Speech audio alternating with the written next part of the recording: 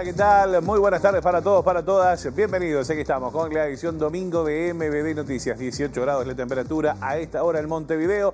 Mucha información para compartir con ustedes. Aquí están. Estos son nuestros titulares.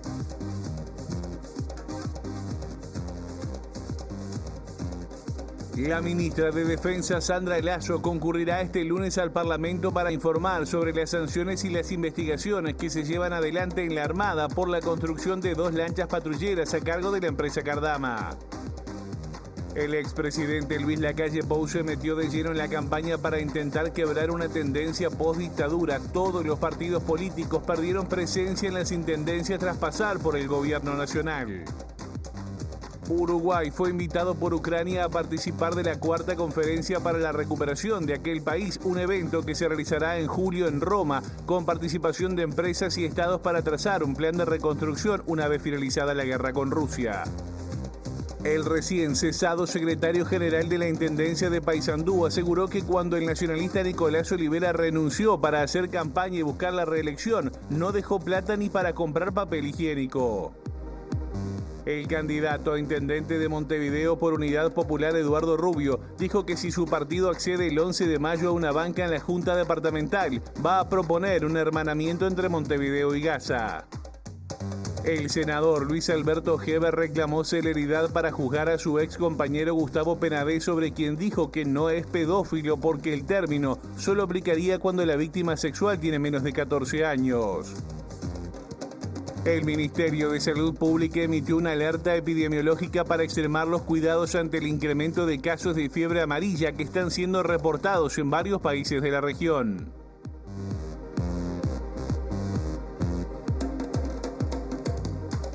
Bueno, muy bien, estos son algunos de los temas que tenemos para compartir con ustedes hasta la hora 20 aquí en la pantalla de TV Ciudad. En un rato, como siempre, vamos a comenzar a desarrollar la información más destacada de este fin de semana. También lo que ocurre a nivel deportivo, internacional, y vamos a tener, como siempre, informe especial de nuestro compañero Federico Jurkovic. Y lo que ocurre en exteriores siempre llega de la mano de nuestra compañera Abril Mederos, a quien ya saludamos. Abril, ¿qué tal? Buenas noches, bienvenida. ¿Cómo estás, Josema? Muchas gracias. Buenas noches para ti también y para todos y todas. Sí, también hay novedades a nivel de la campaña electoral porque estamos en las últimas semanas de cara al 11 de mayo y vamos a charlar en unos minutos nada más con la candidata por la coalición republicana, Virginia Cáceres, para ver cómo avanza desde la oposición departamental la campaña y cómo la lleva adelante ella. Muy bien, perfecto, Abril. En un rato vamos a establecer el contacto nuevamente contigo allí, con la entrevistada. Bueno, vamos a comenzar nosotros ahora el desarrollo de la información. Les contamos que este lunes en el Parlamento la ministra de Defensa Nacional, Sandra Lasso, va a aportar las primeras conclusiones del informe elaborado por el grupo de trabajo creado para identificar posibles irregularidades en la licitación para la compra de 2 lanchas patrulleras con la empresa Cardama. El grupo de trabajo sobre el caso Cardama fue creado por la ministra de Defensa Nacional, Sandra Lasso, ni bien asumió el cargo en marzo, bajo la premisa de que, siendo senadora de la oposición en la administración pasada, desde su bancada había advertido sobre presuntas irregularidades existentes en el proceso de licitación. Entre las principales objeciones figuraba que la empresa elegida por el Ministerio de Defensa, bajo la conducción de Javier García, fue Cardama, que había quedado quinta en el orden de relevancia establecido por un tribunal técnico integrado por personal de la Armada, y sumado a esto, el hecho de que Cardama hasta ahora nunca construyó una nave militar. El grupo de trabajo se entrevistó con autoridades y personal del Ministerio y de la Armada, así como también con una delegación de Cardama, encabezada por su dueño, Mario Cardama, que fue recibida el 10 de mayo en el Ministerio. Con base en estas primeras gestiones, la ministra resolvió sancionar a varios funcionarios por ocultamiento de información, por ejemplo, sobre el pago de $8 millones correspondientes a la segunda cuota fijada en el contrato, firmado en el final del gobierno anterior. Entre los sancionados se encuentra el excomandante de la Armada, Jorge Wilson, cuyo rol había sido clave también a la hora de priorizar a Cardama por sobre otras propuestas mejor calificadas. En un principio, Lasso había informado que se tomaría semana de turismo para analizar a fondo el informe elaborado por el grupo de trabajo y comunicar los posibles caminos a seguir. Pero llegada la fecha solo trascendieron las sanciones y la ministra extendió una semana el plazo para avanzar en otros sentidos, que vence este lunes cuando sea recibida por la Comisión de Defensa del Senado. Bueno, sobre este tema y las sanciones fue consultado en un acto de campaña en la zona del municipio C el ex ministro de Defensa Nacional, Javier García, quien dijo, entre otras cosas, desconocer los detalles, pero expresó respaldo a los oficiales sancionados, especialmente al ex comandante Wilson. Yo no tengo información sobre el episodio, es un episodio de febrero de este año, hacía casi un año que estaba fuera del ministerio, que había retirado el ministerio, así que no tengo información sobre el episodio concreto. Sí conozco a las personas y son muy buenos profesionales, no solo el comandante del ejército, trabajó con nosotros 4 años, conmigo 4 años, pero con el gobierno 5, sino el resto de los oficiales, son oficiales muy profesionales, como son el resto de la Armada, y son parte, protagonistas de haber llevado adelante ellos, sin ellos hubiera sido imposible, llevar adelante la mayor renovación de equipamiento que haya tenido la Armada en la historia del país en un periodo de gobierno. Bueno, muy bien, uno de los temas que nosotros les contábamos en nuestros titulares, Uruguay fue invitado a participar de la 4ª conferencia de recuperación de Ucrania que se va a realizar en el mes de julio en Roma con el apoyo de la Unión Europea y el objetivo de trazar un plan a largo plazo para aquel país una vez terminada la guerra con Rusia. El planteo fue hecho por el canciller ucraniano a su par uruguayo, Mario Lubetkin, el viernes en Roma, previo a los funerales del Papa Francisco. La 4ª conferencia para la recuperación de Ucrania se realizará en Roma los días 10 y 11 de julio de este año y es organizada por el Ministerio de Economía de ese país, en guerra abierta con Rusia desde febrero de 2022. Según lo anunciado recientemente, el programa se centrará en 4 áreas clave: dimensión empresarial, dimensión humana, dimensión local y regional y dimensión europea. Con este mecanismo, el gobierno de Volodymyr Zelensky convoca a las empresas ucranianas que estén dispuestas a establecer asociaciones internacionales, otorgando ventajas competitivas a aquellas que apunten a los sectores identificados como prioritarios, entre ellos energía, infraestructura, transporte, logística, defensa, manufactura, agricultura o tecnologías digitales. La posibilidad de que Uruguay y sus empresas sean parte de esta etapa fue planteada al ministro de Relaciones Exteriores, Mario Lubetkin, el viernes en la Asamblea de Uruguay en Roma, por su par ucraniano Andriy Sybiha. En un comunicado, la Cancillería uruguaya señaló que el diplomático ucraniano detalló la situación de su país, destacando la preocupación por los niños y niñas desaparecidas o secuestradas en el contexto de la guerra. Por su parte, Lubetkin transmitió la voluntad uruguaya de recorrer caminos que ayuden a buscar soluciones junto a otros países. En este contexto, el representante de Ucrania reiteró la intención de ese país de abrir una embajada en Uruguay. Bueno, muy bien, este encuentro en el que hacíamos referencia del canciller Lubetkin en Roma se dio en el marco de su participación en los funerales del Papa Francisco. En este contexto, el ministro también mantuvo una reunión con el jefe de gobierno interino de Bangladesh y el Premio Nobel de la Paz, Mohammad Yunus. La Cancillería informó que se analizaron posibles áreas de cooperación bilateral, acordándose que una misión de Bangladesh viajará a Uruguay en las próximas semanas para empezar a profundizar el diálogo iniciado en materia de intercambio comercial, económico y social.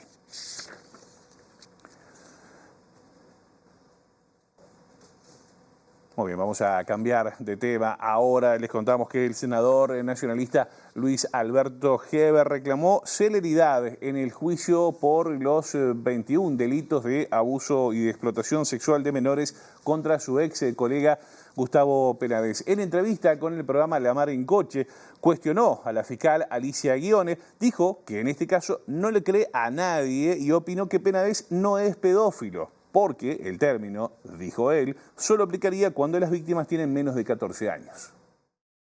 Yo lo que quiero es que se juzguen hace un año y pico, sí, un año y varios meses, que está preso Penades y no pasa, y la fiscal no lo acusa. Está preparando la acusación. Pero hace un año que está preparando la acusación. Tiene tiempo hasta junio. El Código de Proceso Penal partía de la base de que la gente esperaba su juicio en domicilio. Bueno, es un riesgo, según se le en el proceso, pero digo, hace un año no tuvo tiempo, y cada vez que vienen esas instancias aparece un nuevo testigo. Está raro, ¿no? ¿Pero le crees a Romina Celeste en esto? No, yo no creo nada, menos en Romina, no, ya no creo en nadie. digamos, Porque sea contradicción. no, en todo ese episodio, yo lo que sí creo que no es pedófilo para mí, no es, y lo tiene que probar. Bueno, Entonces crees en él. Bueno, no. ¿Qué es si no? ¿Por si qué no te pero- decepcionó? No es lo mismo, no es lo mismo. Explotación sexual, pedofilia, ¿no? si son menores de edad, No, pedofilia es menores de 14 años. Bueno, esto pasaba en el programa de La Mar en Coche, pero para aclarar términos, algunos que hacía referencia el ex ministro del Interior, Luis Alberto Heber, la pedofilia refiere al trastorno mental que padecen las personas que se sienten atraídas por menores de edad del mismo o distinto sexo, mientras que la pederastía refiere al abuso sexual cometido por adultos contra personas menores de edad. Vale la aclaración. Bueno, muy bien, vamos a cambiar ahora de tema. Les contamos que la Comisión Especial de Diputados que estudia el proyecto de ley de la Caja de los Profesionales recibirá esta semana a delegados de los colegios profesionales luego de escuchar la semana pasada, bueno, justamente qué pasó al directorio de la organización. El diputado oficialista Bruno Giometti explicó que las autoridades de la Caja plantearon matices en algunos aspectos de la iniciativa y rechazó de plano el criterio de ajuste de timbres. Han planteado varios puntos concretos de modificación de redacción del proyecto que viene del Poder Ejecutivo, han venido con una posición constructiva, en algunos casos son matices con respecto de lo que viene planteado en el proyecto del Poder Ejecutivo, que creemos que son insumos importantes para poder avanzar en encontrar una solución que deje conforme en la medida de lo posible a todas las partes involucradas, y en otros puntos quizá hay diferencias un poco más marcadas, pero que creemos que somos optimistas en cuanto a que vamos a poder transitar. También las reuniones de la semana que viene con los colegios van a ser importantes para ver la opinión particular de cada uno y poder transitar en una solución que sea la mejor posible. Se plantea una diferencia en cuanto a cuál debería ser el criterio de ajuste de los timbres, y de llevarse adelante esa propuesta posibilitaría tener una recaudación mayor para contribuir a la estabilidad financiera de la Caja, y eventualmente incluso que los recursos que se tienen que conseguir por otro lado no tengan que ser tan grandes. Entonces, en ese sentido, es una propuesta que si bien desde el punto de vista global la Caja manifiesta que no hace acuerdo con la propuesta del Poder Ejecutivo tal cual viene, plantean algunas líneas de trabajo en cuanto a modificaciones que se pueden hacer que no son totalmente contradictorias, sino que se va a poder caminar ese sentido y generar un proyecto que contemple seguramente alguna de esos planteos que plantea la Caja. Y vamos a seguir en tema porque este sábado el diputado del Partido Nacional, Pablo Abdala, integrante justamente de esta comisión especial, confirmó que su fuerza política no va a acompañar el texto tal como fue enviado por el Poder Ejecutivo. Según dijo, entre las alternativas está aumentar el aporte de rentas generales propuesto por el directorio de la Caja. Estamos frente a un problema real, hay una situación de déficit que es aproximadamente, de acuerdo a lo que ayer nos informó el directorio de la Caja, de 340 millones de pesos por mes. Estos son entre 7 y 8 millones de dólares mensuales, 51 millones de dólares de déficit para este año 2025, y el Poder Ejecutivo proyecta 120 millones de dólares de déficit para el 2026. Ahora, esta situación se hubiera resuelto si en el año 2023 quienes actualmente están en el gobierno hubieran acompañado una iniciativa del entonces gobierno de la coalición republicana que solucionaba este tema en términos incluso mucho menos gravosos de lo que ahora se está proponiendo por parte del actual Poder Ejecutivo. Porque ahora se nos propuso una solución que implica un aumento muy severo de los impuestos que pagan los jubilados, un segundo impuesto a las pasividades, un segundo IAS, podríamos decirlo así, y al mismo tiempo el incremento de los aportes de los profesionales. Nosotros el proyecto así como está, y cuando digo nosotros digo el Partido Nacional, no lo vamos a acompañar. Estamos dispuestos, sí, a ingresar en una negociación, en un camino o en buscar caminos de entendimiento. Ayer el directorio de la Caja hizo una serie, que se opone también a esta propuesta del Poder Ejecutivo, hizo una serie de propuestas a los efectos de buscar un camino alternativo. Las vamos a estudiar, pasan, por supuesto, por una mayor aportación de rentas generales, pero al mismo tiempo pasan por ajustar de manera distinta los aspectos paramétricos. Muy bien, nos vamos a meter ahora en asuntos de la campaña de cara a las elecciones departamentales del próximo 11 de mayo. Abril Mederos, en el arranque de este informativo, ya nos contó de qué será su entrevista y ahora desarrolla. Adelante, Abril. Gracias, Josema. Exacto, tal como lo decíamos hace unos minutos, ya estamos en presencia de la candidata por la coalición republicana, integrante del Partido Colorado, Virginia Cáceres. Cáceres, gracias por estos minutos a pocas semanas de las elecciones departamentales del 11 de mayo. Bueno, ¿cómo venís siguiendo la campaña en general, las últimas encuestas que dan un aumento cada vez mayor a la coalición? Gracias a ustedes por este espacio. 13 días nos quedan para el 11 de mayo, estamos ya en la cuenta regresiva. Para nosotros tenemos dos lecturas. Primero, bueno, por supuesto que las encuestas son insumos que nos sirven para ir marcando los objetivos y las metas que nos hemos fijado. Es un buen dato que empiece a traspolarse hacia la intención de voto, esta sensación general que tenemos de que Montevideo necesita un cambio porque el proyecto político que hasta ahora lo ha gestionado se ha agotado. En esto que nosotros decimos, bueno, este vínculo, en esta relación entre el gestor y la ciudad, en donde el desinterés y la falta de cariño hacia la ciudad es cada vez más evidente. Esto se empieza a demostrar en las encuestas. Todavía nos quedan 13 largos días para seguir llevándole a los montevideanos cuáles son las propuestas. Yo creo, y así lo hemos planteado nosotros en nuestra campaña, el eje tiene que ser propositivo para que nosotros, los montevideanos, logren convencerse de que un cambio es posible. Tenemos que convencerlos, quienes estamos en este proceso, a través de las propuestas, de contarles cómo pensamos que es posible transformar Montevideo, y en eso estamos recorriendo todos los barrios. Bueno, justamente, y uno de los temas centrales que se ha discutido en la campaña es la problemática de la limpieza. En su caso, hay una propuesta de descentralización del sistema de gestión de residuos. ¿De qué se trata y cómo dialoga con esta otra propuesta de eventualmente crear una moneda de cambio que apunte e incentive el reciclaje? Son dos propuestas que van de la mano. En lo que tiene que ver con la gestión de los residuos, nosotros planteamos la descentralización como eje principal. Qué mejor que los propios municipios que conocen su zona, que conocen sus barrios, puedan definir cuál es el mejor sistema de recolección de residuos que se adapta a esa zona y que lo lleven adelante. Eso es lo que estamos proponiendo, que sea el municipio, por supuesto, con la intendencia, con un rol no solamente de rectoría, esto es de contralor, una vez que ya esté definido e implementado el proceso de recolección de residuos, sino además colaborando con los recursos técnicos, los recursos económicos y los recursos humanos para que eso se lleve adelante. Pero Montevideo es un departamento que es diverso, los barrios no son iguales, la gente vive de distinta manera, circula por los distintos barrios de distinta forma, y es importante que el sistema de recolección de residuos piense en esa diversidad territorial que tenemos y que a partir de ella se construya cuál es el mejor sistema que se adapte a las realidades de cada barrio. Bien, hay otro tema también a nivel parlamentario y tiene que ver con el ingreso a las intendencias a través de sorteo o de concurso. ¿Cómo observa esta iniciativa legislativa y habría un compromiso por parte de la coalición republicana o de usted como candidata en el caso de triunfar en los comicios de aplicar este criterio independientemente de que esta ley se apruebe? Absolutamente.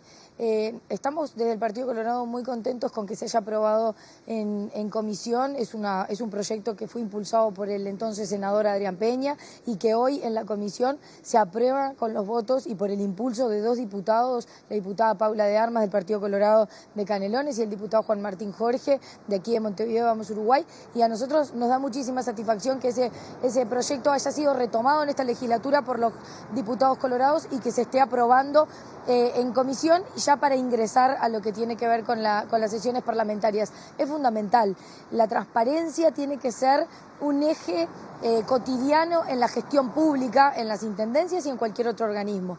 Pero también es importante, y yo hago mucho hincapié en esto, es que la transparencia no se limita solamente a la forma en cómo ingresan los funcionarios a la gestión. Ese es un aspecto que es muy importante y que por supuesto ahora con la ley va a quedar saldada cualquier posibilidad de otro tipo. Pero también es importante en la gestión de los recursos cotidianos de la intendencia, bueno, que esa gestión sea con el eje de la transparencia.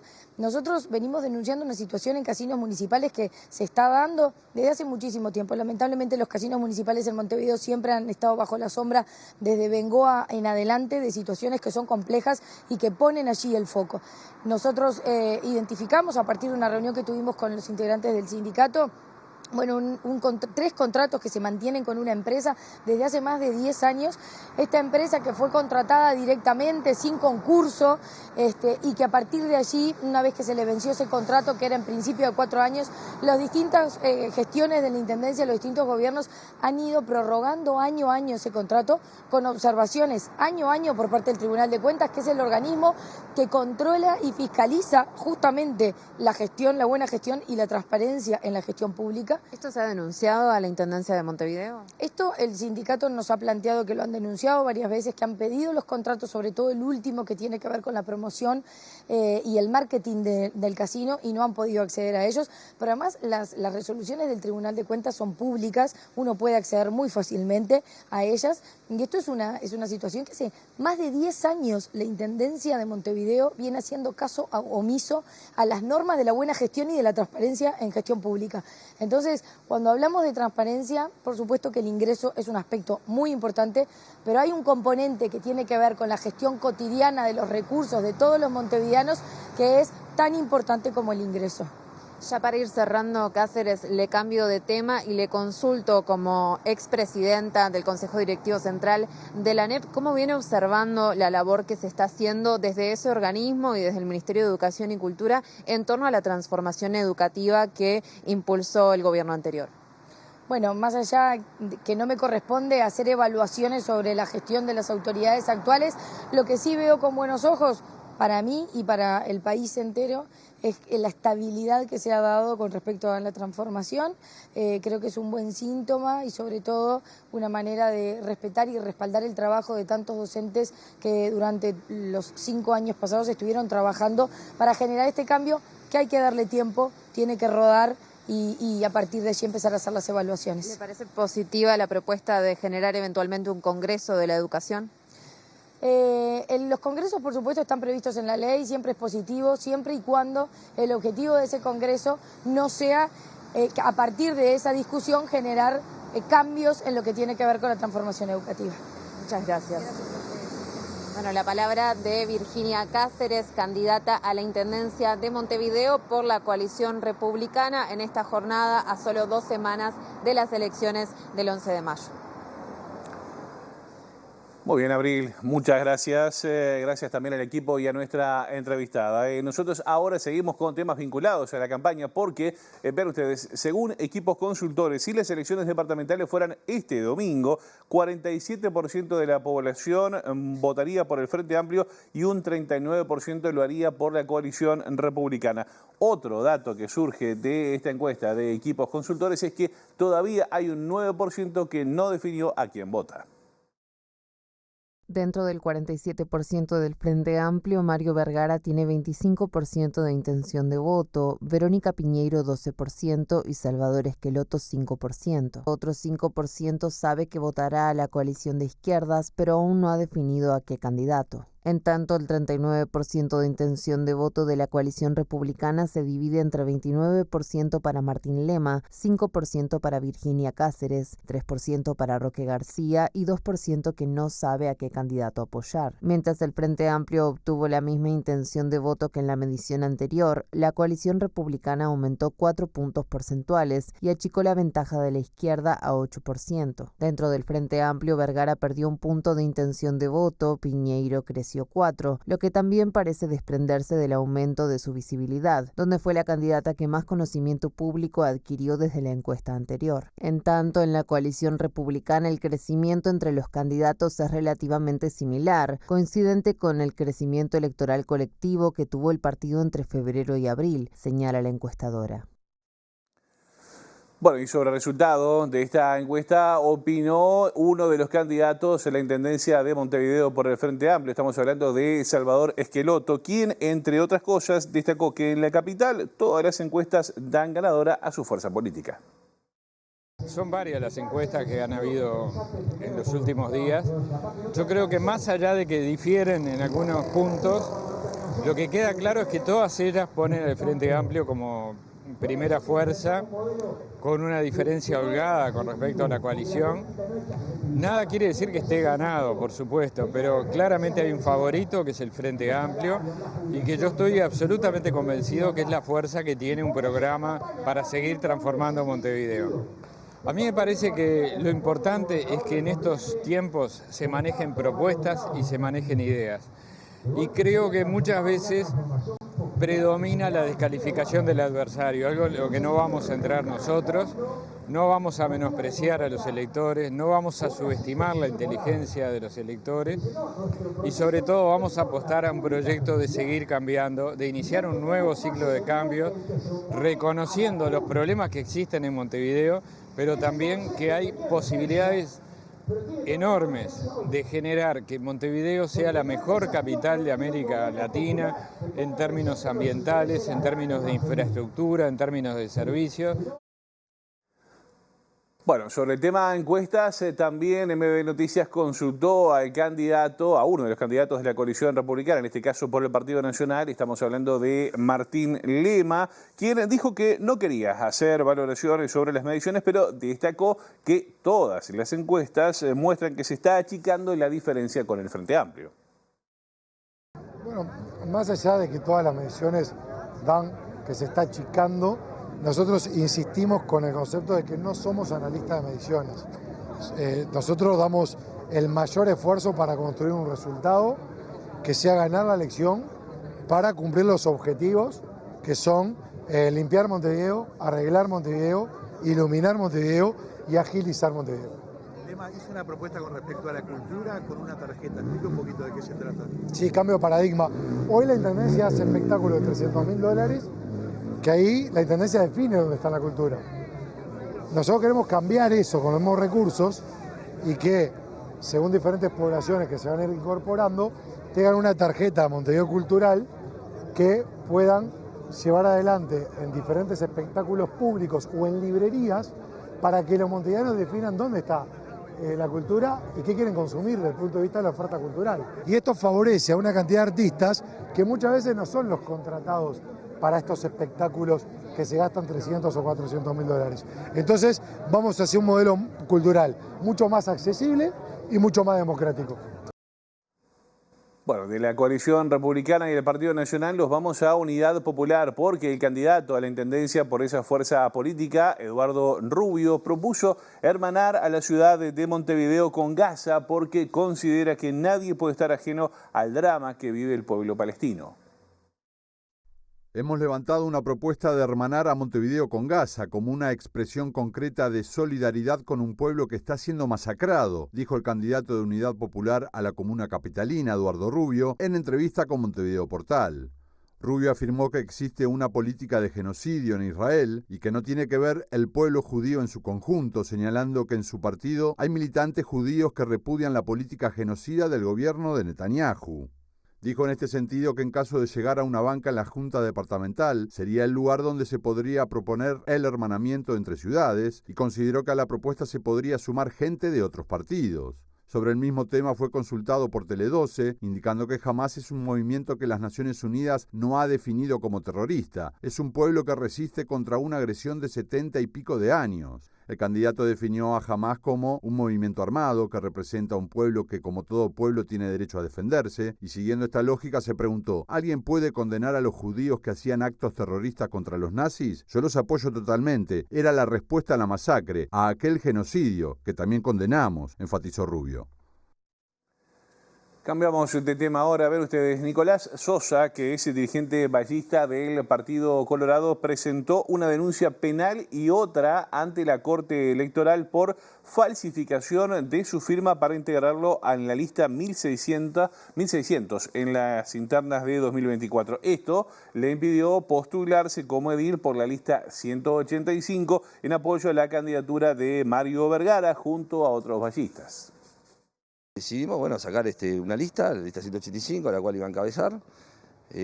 Fuimos a iniciar el trámite, a escribir la lista Y ahí es donde, bueno, me dice que no podía porque había participado en la interna del Partido Colorado.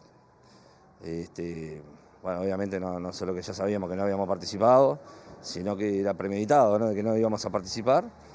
Y bueno, nos habíamos juntado para brindarle el apoyo a Vergara con esta lista. Y bueno, me encuentro con que había participado en la interna, hice los trámites correspondientes para que me acercaran la documentación, para que vean el registro, el formulario de adhesión. Y en el formulario de adhesión me dijo que estaba mi nombre, que estaba mi número de credencial y una firma que evidentemente no es la mía. Lo que obviamente nos complicó mucho, bueno, a nivel personal, a nivel político, a mí, a mis compañeros también. Y bueno, decidí evidentemente hacer la denuncia, ¿no? Que es lo que corresponde también, ¿no? Desde el origen de la coalición republicana en el partido, sí saben que nunca iba a apoyar eso.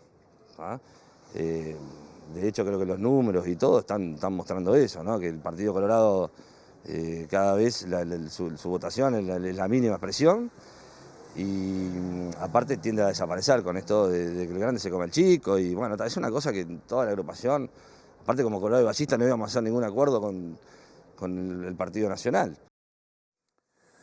Les contábamos ahora que el candidato colorado por la coalición republicana a la intendencia de Canelones, Walter Cervini, dijo que todos los hijos de vecinos deben tener la misma oportunidad de poder ingresar a trabajar a las intendencias y no ser necesariamente familiar de un político. Estas declaraciones fueron realizadas este fin de semana en la ciudad de Las Piedras en un acto organizado para presentar justamente su programa de gobierno, uno de cuyos ejes es la transparencia. Nosotros tenemos ejes principales: seguridad, movilidad, tenemos la parte de infraestructura, la cantidad de calles rotas que hay, caminería rural en mal estado, tenemos el desarrollo turístico como una función principal para lograr el crecimiento económico y eso se va a lograr sin dudas haciendo un buen desarrollo del saneamiento en donde como Intendencia vamos a tomar un rol de participación activa para poder lograrla, sin perder de vista que nos enfocamos en una gestión transparente y eficiente. Por eso el 15 de febrero como diputado presenté el proyecto de ley de ingreso de los funcionarios departamentales por concurso y o sorteo.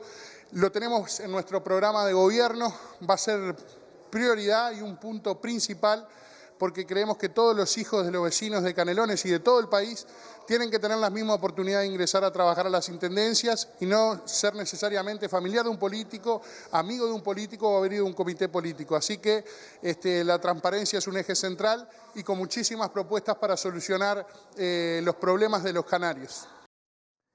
Bueno, y desde Las Piedras, Canelones, nos vamos ya hasta el norte del país, concretamente hasta Paysandú. Ven ustedes, porque el secretario general de la Intendencia sanducera, Andrés Klein, destituido por el uso de un vehículo oficial para actividades partidarias, denunció supuestas irregularidades en la gestión del candidato a la reelección en aquel departamento, el nacionalista Nicolás Olivera. En entrevista con Radio Felicidad dijo que cuando Olivera renunció para hacer campaña no dejó ni un mango, textual, ni siquiera para comprar papel higiénico.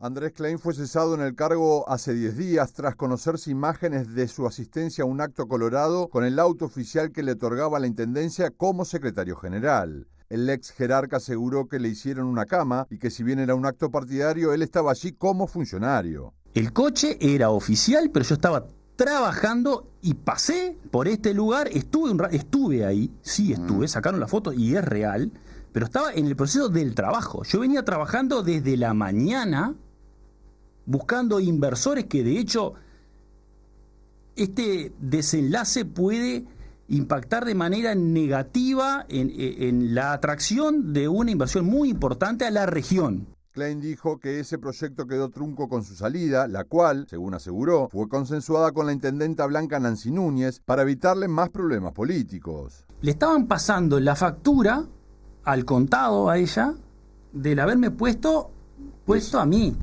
ahí. Porque habían otros nene que querían ese lugar. Klein afirmó que tuvo que poner plata de su bolsillo para pagar hoteles y viáticos, entre otros rubros cotidianos, porque según el contador de la comuna, en la intendencia no había plata.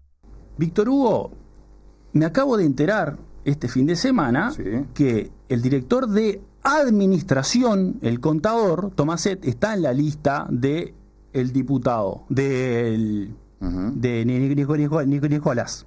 Está en la lista. Está en la lista. En los 2 meses que estuve adentro de la intendencia, tanto Nancy Núñez como Andrés Klein, secretario general, nunca pudimos ver los números de la intendencia. No nos dejó verlos. No teníamos ni papel higiénico en los mismos baños que ni estaba ni Nancy ni yo. Había gente que trabajaba en el piso nuestro que tenía que ir al baño a su casa. Complicada la cosa allí en Paysandú. Veremos cómo sigue esto. Bueno, señoras y señores, momento de recibir a nuestro compañero Federico Jurkovic. Hola, Fede, ¿qué tal? Buenas tardes, bienvenido. Buenas noches, Josema, a todos y todas las que están mirando en sus casas. Un gusto cerrar abril con información y análisis. Exactamente. Josema. Bueno, informe especial. Nosotros adelantábamos justamente en titulares un poco de qué va el informe de esta jornada, que tiene que ver con el presidente de la calle Pou, el expresidente de la calle Pou. Tiene mucho que ver con el expresidente de la calle Pou, para seguirte. También con lo que venimos viendo en tono de campaña, también con las diferencias que surgen, sobre todo a la interna de la coalición republicana, y partiendo de esta base con el eslogan que Martín Lema, el candidato blanco de la coalición republicana a Montevideo, está planteando. Ya está, dice Martín Lema, después de varias administraciones frente amplistas, 7 en total, es la hora del cambio. Nosotros lo tomamos, nos inspiramos en el logo de Martín Lema y nos planteamos, ya está. ¿Pero en dónde? Porque en las últimas semanas, en esta semana que terminó, lo anunciábamos el domingo pasado, que se venía el retorno del expresidente de la calle Pou a la actividad política. El martes 22 fue al directorio y ya después de ahí empezó a hacer campaña en distintos departamentos ante la eventualidad de esta disputa con el Frente Amplio. Y después vamos a hablar de esa tendencia histórica que mencionábamos en titulares. Josema, si te parece, repasamos entonces esta campaña, esta nueva campaña electoral de la calle Pou. Dale. El 19 de febrero, a 9 días de dejar la presidencia, Luis Lacalle Pou hizo saber que se ponía a la orden del Partido Nacional para realizar campaña en aquellos departamentos que se lo solicitaran. Una nota del diario El País publicada ese día explicaba que el presidente era consultado insistentemente, sobre todo en aquellos departamentos donde la permanencia de los blancos en el poder se encuentra en duda, como Río Negro, San José y Soriano, por citar algunos. Las incertidumbres para los blancos aumentaron con el paso de las semanas y la evolución de algunas encuestas de intención de voto, por ejemplo en Durazno, La Valleja o Rocha. El martes 22 de abril, tras participar de una sesión especial del directorio del Partido Nacional, su presidenta Macarena Rubio informó que la calle Pou haría campaña como un militante más para intentar mantener el gobierno en las 15 comunas que gestiona actualmente. Sin embargo, desde la recuperación democrática, todos los partidos políticos perdieron presencia departamental tras su paso por el gobierno. La única vez que esto no pasó fue en 2015, cuando el Frente Amplio accedió a 6 gobiernos departamentales, mientras que José Mujica había sido presidente entre 2010 y 2015, con 5 intendencias de su mismo signo político. En este intento por retener departamentos, el martes después del directorio, la calle Pou viajó a La Valleja para apoyar a todas las candidaturas blancas y al día siguiente participó en Colonia de un acto del candidato Guillermo Rodríguez, que apoya el actual intendente Carlos Moreira. Bueno, bien, una muy buena puesta a punto allí. Muestra claramente cuáles son las aspiraciones del ex presidente Luis Lacalle Pou de alguna manera seguir esta línea justamente que marcaba Mujica en el informe, ¿no? Exactamente. Veremos si lo logra, Josema, porque ahora vamos a compartir y analizar justamente esos números. Hablamos de tendencias históricas, desde cuándo marcamos el mojón para iniciar esta historia, con la recuperación democrática en 1985, las votaciones de 1984. Acá Omar Izaguirre nos preparó unas placas que vamos a repasar. Son las intendencias y el color del político partidario del gobierno de turno. Josema, mira, gobierno Colorado, el primero post-democracia, 85-90, Partido Colorado 11 intendencias, blancos 8. Exacto. Elecciones del año siguiente, gana Lacalle Herrera, mayor cantidad de intendencias para un partido, 16 en ese caso, 2 coloradas y la primera vez que el Frente ganaba en Montevideo. Pero ahí ya vemos, el Partido Colorado perdió 9, que tenía hasta el 90. Después se viene el segundo gobierno de Julio María Sanguinetti. El Partido Nacional, ahí vemos abajo, perdió 5, de las 16 que tenía pasó a 11 y ahí se produce el reacomodo. Lo mismo con el gobierno de Jorge Valle. Y ahí tenemos un primer pasaje de un partido a otro, se mantiene la tendencia. Sanguinetti le hizo de alguna manera perder al Partido Colorado 2 puestos y también sigue pasando cuando empezó a gobernar el Frente Amplio. Ahí Omar nos pone la próxima placa. Josema, mirá. A ver. Acá tenemos, primer gobierno del Frente Amplio, 2005-2010, fue el máximo histórico de intendencias, 8 tuvo el FA, pero el PC había perdido 4 que tenía durante el gobierno de Valle, 4 menos ahora. Sé que es complicado, pero esto para marcar la intendencia. Termina el primer gobierno del Frente Amplio, Tabaré Vázquez, también con una imagen positiva muy alta, tanto quizás se compara con la de la calle Pou en este momento. Sin embargo, pierde 3 intendencias y pasa de 8 a 5, y ahí vamos a la excepción que confirma la regla, que es José Mujica, que recibe un gobierno con 5 intendencias. En el 2015 logra una más, que son las que coinciden con el segundo gobierno de Tabaré Vázquez. Espero más o menos seguir la lógica, si no ponen las placas van a quedar ahí colgadas en las redes y las repasan. La está explicando muy bien. Muy bien, y la última, Josema, para ver qué es el escenario actual. El Partido Nacional, el segundo número más importante de intendencia, el primero el padre, el segundo el hijo, la calle, y perdiendo el FA, 3 intendencias a las 3 actuales, Montevideo, Canelones y Salto, que son donde la coalición republicana pretende conquistar. Entonces volvemos al principio, ya vimos que el Partido Nacional saca a la cancha de lleno al expresidente de la República, como lo dijo la presidenta del partido el martes 22, para intentar mantener las intendencias.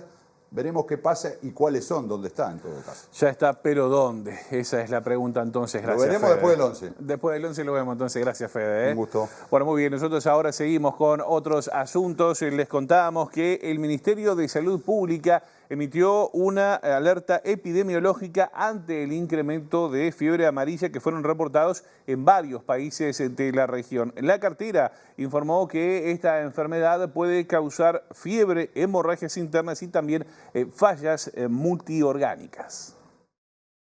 Tenemos una preocupación, ustedes han escuchado del presidente de Colombia y zonas de la región, que hay enfermedades emergentes, entonces estamos exhortando primero a los equipos de salud, lo mismo la semana que viene los exhorto que es y a la ciudadanía, la Semana Nacional y Mundial para las Américas sobre la vacunación, la importancia ante enfermedades emergentes. Ya el COVID nos dijo que las enfermedades, la salud tiene una mirada animal, ambiental, y todas esas enfermedades que parece que están quietas emergen en determinado momento. La fiebre amarilla es una enfermedad antiquísima, pero exhortar primero a los equipos de salud a saber, pero las personas que viajan a lugares donde esta enfermedad está prevalente, a vacunarse. Lo mismo nos pasa con el sarampión, que en la región hay casos de sarampión, entonces los niños entre 12 y 15 meses tienen que tener el carnet de vacunación al día, y las personas que nacieron en nuestro país, porque yo nací en 66, pero a partir del año 67 tienen que tener las 2 dosis de vacunas. Lo mismo nos pasa con enfermedades que por no tener el carnet al día se dan también enfermedades que pueden ser prevenibles con las vacunas. Entonces, con la fiebre amarilla hemos tenido una alerta a través de la OPS, que hay en países de la región, particularmente Colombia y algunas más cercanas, donde se han dado casos. Entonces, la importancia en una movilidad que hay en el mundo, la gente viaja, saber que estas enfermedades son muy contagiosas, prevenibles con vacunas, pero hay que estar muy alertas, y el Ministerio de Salud Pública está haciendo una vigilancia activa. Bueno, y seguimos con temas vinculados a la salud, porque a propósito, el Ministerio de Salud Pública emitió y confirmó un nuevo caso de dengue autóctono en la capital. En ese marco, la cartera informó que mañana lunes equipos de epidemiología de salud pública de la Dirección Departamental de Salud de Montevideo y de Salubridad de la Intendencia de Montevideo van a recorrer los domicilios de la zona afectada. La Intendencia va a identificar y eliminar criaderos de mosquitos, aplicará larvicida si es necesario y también brindará información a la población. En paralelo, los equipos del Ministerio de Salud Pública van a realizar la búsqueda de posibles casos sospechosos, identificando personas con fiebre en los últimos días. Decíamos un comunicado que se emitió esta tarde, que además incluye algunas recomendaciones para la población. Entre otras, eliminar recipientes con agua estancada, mantener tapados tanques y depósitos de agua, usar repelente y ropa de manga larga para evitar picaduras y consultar al médico ante síntomas como fiebre, dolor de cabeza o dolor muscular.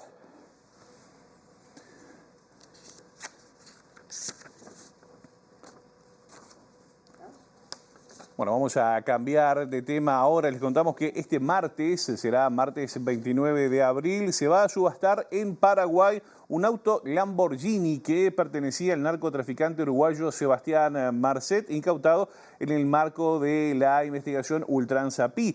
Para esta semana también se espera la extradición desde España a Paraguay de Yanina García Troche, la esposa de Marcet, acusada de integrar un esquema de lavado de dinero proveniente del narcotráfico.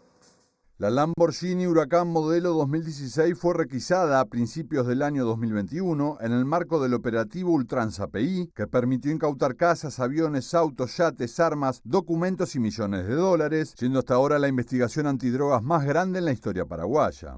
Previo a los allanamientos, tanto Marcet como su socio principal, el paraguayo Miguel Ángel Infran, fueron alertados por funcionarios policiales que formaban parte de la organización, escapando de Paraguay antes de ser detenidos. Infran fue capturado en Brasil y extraditado en 2023, estando ahora preso en Asunción, mientras que Marcet sigue prófugo, aunque también en 2023 estuvo a punto de ser aprehendido en Bolivia.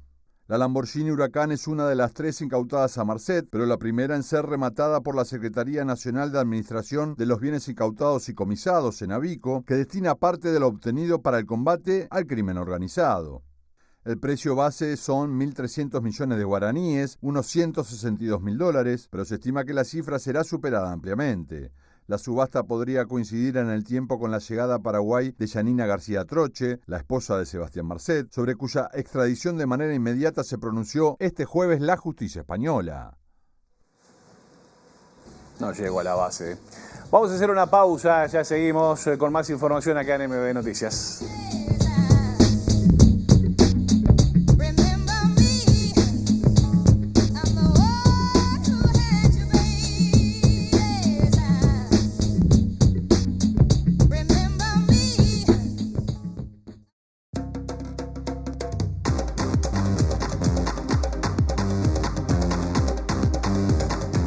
Segundo bloque de MB Noticias. Seguimos avanzando en la información. Les contamos que la Intendencia de Montevideo destinó unos 100 millones de pesos por cada edición del presupuesto participativo que atiende las iniciativas barriales de vecinas y vecinos de toda la capital. Así lo informó el intendente Mauricio Zunino en el marco de la inauguración de las obras de la Plaza Ituzaingó en el barrio Buceo, uno de los proyectos que fueron seleccionados por este programa. Creemos que el presupuesto participativo es una herramienta de involucramiento y de efectivamente poner una democracia estrictamente participativa, porque hace que los vecinas y las vecinas sean aquellos que propongan, que militen sus propuestas y que elijan dónde poner o canalizar los fondos. Los presupuestos participativos de las últimas ediciones son 4,5 millones de pesos por proyecto, que eso permite construir o mejorar, por ejemplo, espacios públicos como el que hoy estamos inaugurando, que en este caso, además con el complemento de otras acciones, tanto de alguna fundación como también presupuesto complementario de la Intendencia, se pudo hacer una obra muy integral de esta plaza. Sin duda que es un elemento que ayuda a poder construir y mejorar los barrios de manera muy pero muy importante. Nosotros destinamos en cada edición muchos proyectos por cada uno de los municipios y los centros comunales para los efectos de que eso pueda repercutir en mejoras de la calidad de vida. Estamos nosotros básicamente hablando de unos 90 a 100 millones de pesos por cada edición, pero es una edición, o sea, llevamos muchas ediciones de estos presupuestos. No todas se ejecutan el mismo año por un tema de cómo se vienen avanzando las obras. El último ciclo estamos arriba de 90 millones de pesos de propuestas aprobadas. Ese es el ciclo 2023 y ahora el próximo ciclo será el año que viene, que lo tendrá que llevar a cabo la administración que viene en el año 2026.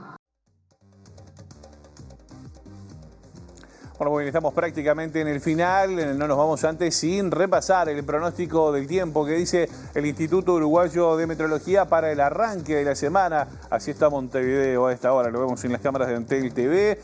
Bueno, Inumet señala que para mañana estará fresquita, la mañana de 10 grados será la mínima, la máxima será de 20 con el cielo nuboso y algo nuboso. Muy similar va a estar el martes y la mínima será de 8 y la máxima de 20 grados, dice el Instituto Uruguayo de Meteorología.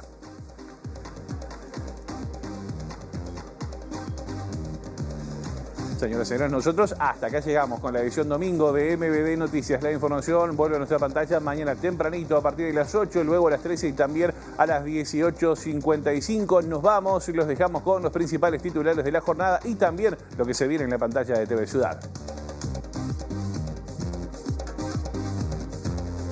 La ministra de Defensa, Sandra Lasso, concurrirá este lunes al Parlamento para informar sobre las sanciones y las investigaciones que se llevan adelante en la Armada por la construcción de 2 lanchas patrulleras a cargo de la empresa Cardama. El expresidente Luis Lacalle Pou se metió de lleno en la campaña para intentar quebrar una tendencia post-dictadura. Todos los partidos políticos perdieron presencia en las intendencias tras pasar por el gobierno nacional. Uruguay fue invitado por Ucrania a participar de la 4ª conferencia para la recuperación de aquel país, un evento que se realizará en julio en Roma, con participación de empresas y estados para trazar un plan de reconstrucción una vez finalizada la guerra con Rusia. El recién cesado secretario general de la Intendencia de Paysandú aseguró que cuando el nacionalista Nicolás Olivera renunció para hacer campaña y buscar la reelección, no dejó plata ni para comprar papel higiénico. El candidato a intendente de Montevideo por Unidad Popular, Eduardo Rubio, dijo que si su partido accede el 11 de mayo a una banca en la Junta Departamental, va a proponer un hermanamiento entre Montevideo y Gaza. El senador Luis Alberto Heber reclamó celeridad para juzgar a su ex compañero Gustavo Penadez, sobre quien dijo que no es pedófilo porque el término solo aplicaría cuando la víctima sexual tiene menos de 14 años. El Ministerio de Salud Pública emitió una alerta epidemiológica para extremar los cuidados ante el incremento de casos de fiebre amarilla que están siendo reportados en varios países de la región.